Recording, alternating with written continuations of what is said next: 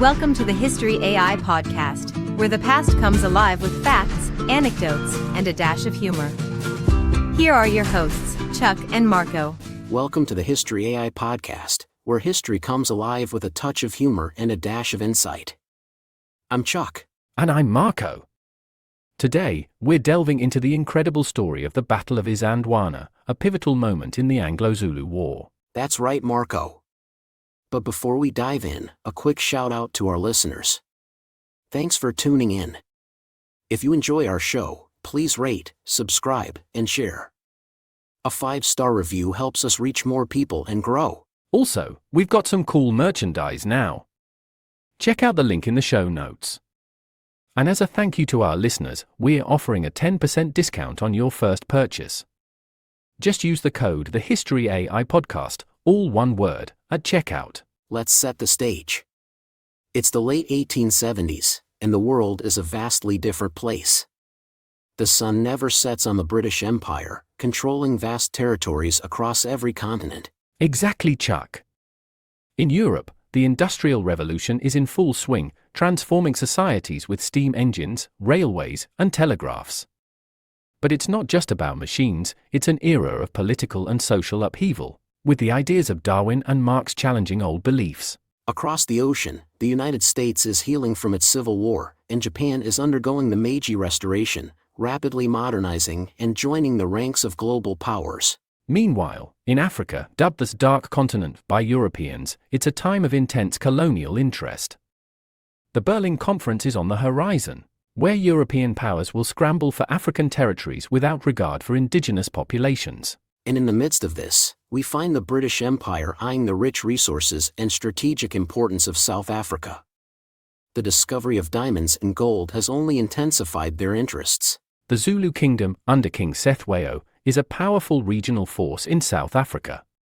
Known for their military prowess, the Zulus are fiercely independent and have successfully maintained their sovereignty against external threats. But tensions are rising. The British, under Sir Bartle Frere, seek to extend their influence and control. They view the independent Zulu Kingdom as a threat to their colonial ambitions. So, in December 1878, the British, with their typical colonial audacity, deliver an ultimatum to the Zulu king. The demands are deliberately impossible to meet, including disbanding the Zulu army and accepting a British resident in Zululand. It's a classic case of gunboat diplomacy, Marco. The British are confident in their military superiority and technological advancements. Little do they know, they're on the brink of a confrontation that will shake the foundations of their empire. And that's the backdrop to the Battle of Isandlwana. A clash not just of armies, but of cultures, strategies, and an entire world in flux. So, buckle up, listeners, as we dive into this pivotal moment in history. Let's zoom in on the events leading up to Isandlwana. The British Empire, under High Commissioner Sir Bartle Frere, had its eyes set on South Africa for its rich resources and strategic position. Right, Chuck.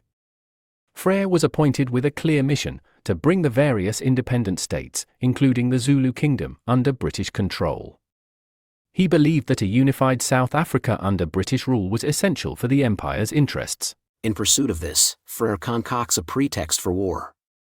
He capitalizes on border disputes between the Zulus and the British settlers in Natal, painting the Zulu king Sethweo as a threat to peace in the region. And let's not forget, the British military is riding high on recent successes. They've got the Martina Henry rifle, a breech-loading weapon, and they believe their advanced technology and disciplined troops can easily handle any native's resistance. But there's more to the Zulu Kingdom than meets the eye. Under King Sethweo, the Zulus have a formidable military organization. Their warriors, though mainly equipped with traditional weapons like the assegai spear and cowhide shields, are well-trained, disciplined, and fearless. Sethweo, aware of the looming threat, tries to avoid war. He even sends a delegation to London to plead his case, but it's in vain.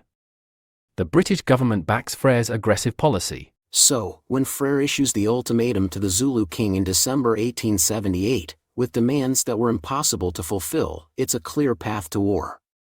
The demands included disbanding the Zulu army and accepting British authority, something Sethweo couldn't accept without losing his kingdom's sovereignty. And the deadline passes without Zulu compliance. The British, interpreting this as defiance, mobilized their forces under Lieutenant General Lord Chelmsford. They're confident, expecting a quick campaign to subdue the Zulus. Little did they know, Marco, that they were walking into a conflict that would challenge their notions of military superiority and shake the very foundation of the British presence in South Africa. So, as Lord Chelmsford leads his troops into Zululand in January 1879, both sides are on a collision course that will lead to one of the most remarkable battles in military history, the Battle of Isandlwana. Alright, let's dive into the heart of the storm, the Battle of Isandlwana itself.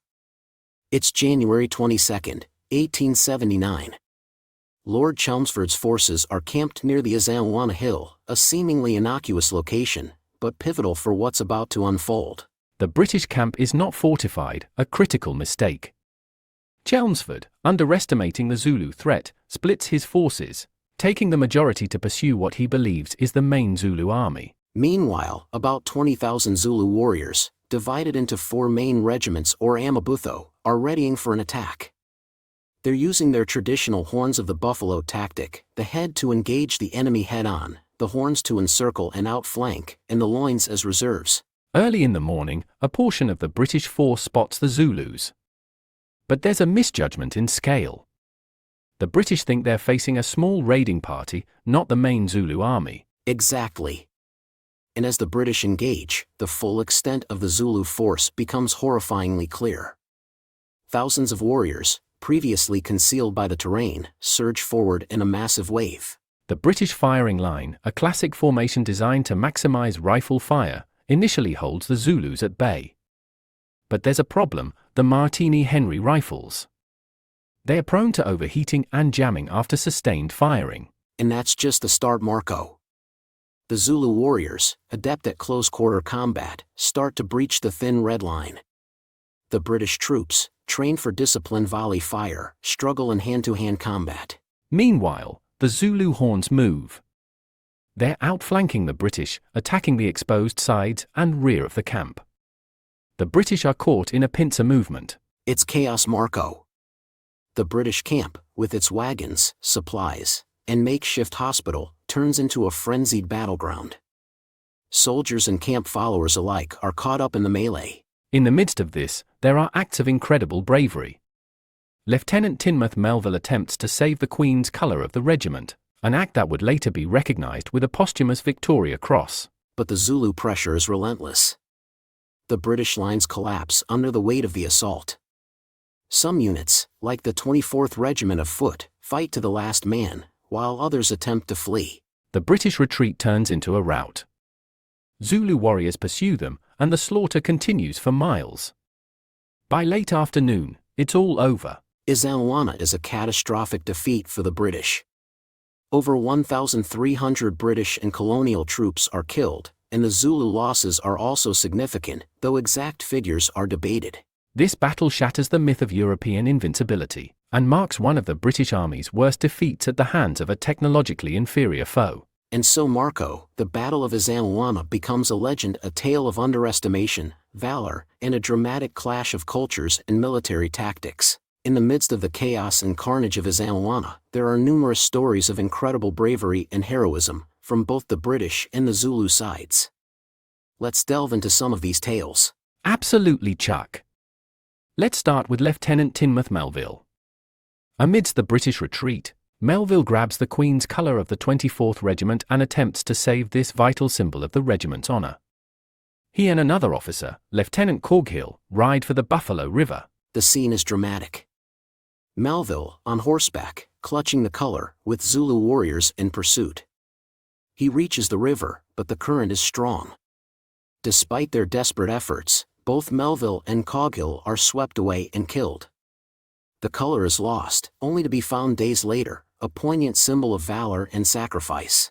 Then there's Private Frederick Hitch. Assigned to defend the camp's makeshift hospital, Hitch fights valiantly despite being severely wounded.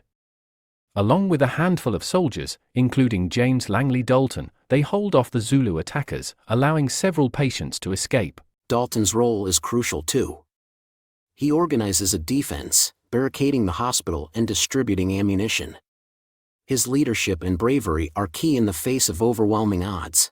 On the Zulu side, there's Enchingweo Kaemahol-Koza, one of the main commanders. He masterfully orchestrates the Zulu attack, utilizing the famed horns of the buffalo's tactic to encircle the British troops. His leadership is a testament to the skill and bravery of the Zulu warriors. And let's not forget about the ordinary Zulu warriors.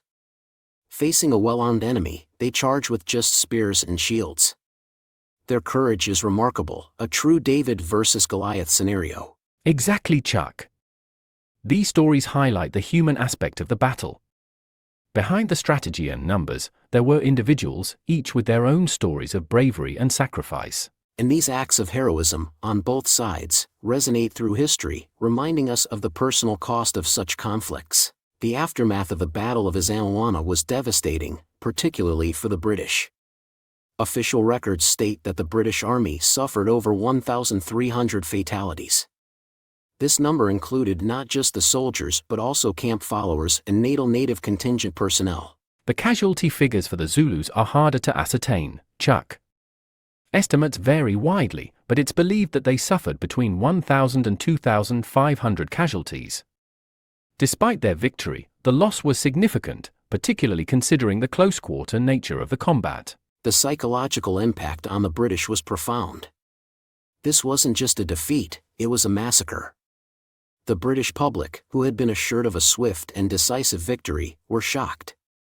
The news hit London like a tidal wave, shaking the very foundations of the British military establishment. And let's talk about the political repercussions. The defeat at Isandlwana led to a significant escalation of the Anglo-Zulu War. The British government, eager to restore its prestige, poured more troops and resources into the conflict. Exactly, Marco. It also led to a change in British military tactics. The overconfidence in their technological superiority and the underestimation of indigenous forces were severely questioned. The British Army started reassessing its strategies, especially in colonial warfare. On the Zulu side, Isandlwana was a moment of triumph, a testament to their courage and military skill. However, it was a Pyrrhic victory. The heavy losses weakened the Zulu army significantly, and they couldn't capitalize on their success due to their own casualties and lack of modern weaponry. And we can't overlook the broader impact on the Zulu Kingdom. The subsequent British victories in the war led to the dismantling of the Zulu Kingdom's power structure, altering the course of South African history. In a wider context, Isandlwana had a lasting impact on colonial policies and perceptions. It challenged the myth of European invincibility and highlighted the complexities and brutal realities of colonial conquest. This battle, though often overshadowed by later British victories, remains a significant and sobering chapter in military history, symbolizing resistance against colonial aggression and the tragic cost of empire building. The Battle of Isandlwana had a profound and enduring impact, both in the immediate aftermath and in the historical narrative of colonialism. Absolutely, Chuck. In the immediate sense, the defeat at Isandlwana stunned the British Empire. It forced a re-evaluation of military tactics and strategies, especially in colonial contexts. The British military had to acknowledge the effectiveness of indigenous warfare tactics, and the need for better preparation and respect for their adversaries. It also escalated the Anglo-Zulu War. The British, desperate to avenge their defeat and restore their damaged prestige, intensified their military campaign against the Zulu Kingdom. This led to the eventual defeat and dismantling of the Zulu power structure, marking the end of the independent Zulu nation. On a broader scale, Isandlwana had a significant impact on the British Empire's approach to colonial expansion. It became a cautionary tale about underestimating local resistance and over-relying on technological superiority. The battle exposed vulnerabilities in the British colonial system and prompted changes in military tactics and policies in other parts of the empire. Culturally, the battle left a lasting legacy in both Britain and South Africa. In Britain, it became a symbol of heroic failure, with stories of individual bravery and sacrifice overshadowing the overall defeat.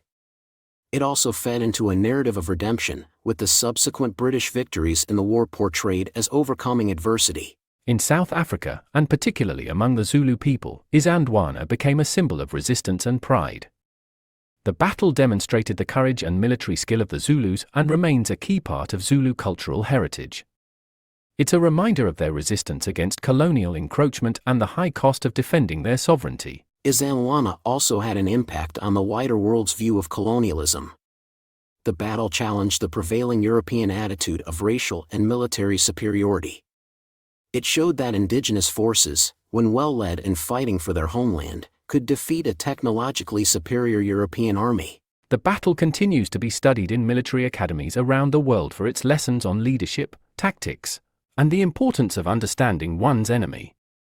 It's a powerful example of how overconfidence and a lack of cultural understanding can lead to disaster in military campaigns. So Marco, the echoes of Isandlwana resonate far beyond the immediate military and political consequences. They touch on themes of imperialism, cultural confrontation, and the human cost of war. It's a battle that, more than a century later, still has the power to teach and remind us of the complex tapestry of our shared history. Chuck, imagine being a British soldier, thinking your day's biggest problem would be the heat, and then seeing 20,000 Zulu warriors on the horizon. Marco, I'd rather not. I get nervous when more than 5 people show up at my barbecue. As we close this episode, let's remember the Battle of Isandlwana for its bravery, its tragedy, and its impact on history. Thank you to our listeners for joining us on this journey. Don't forget to rate, subscribe, and share. And hey, let us know your thoughts or suggest topics through our social media. Looking for some stylish history-themed gear? Check out our merchandise. Until next time, this is Chuck and Marco from the History AI Podcast, signing off. Keep exploring history, folks.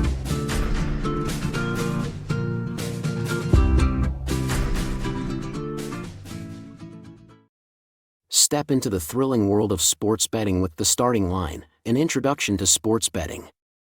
Whether you're a beginner or simply curious, this comprehensive guide takes you from the basics to the advanced. Learn to decode odds, develop winning strategies, and bet responsibly. Get your copy now and transform every game into an adventure. The Starting Line is your first step towards mastering the art of sports betting. Available on Amazon.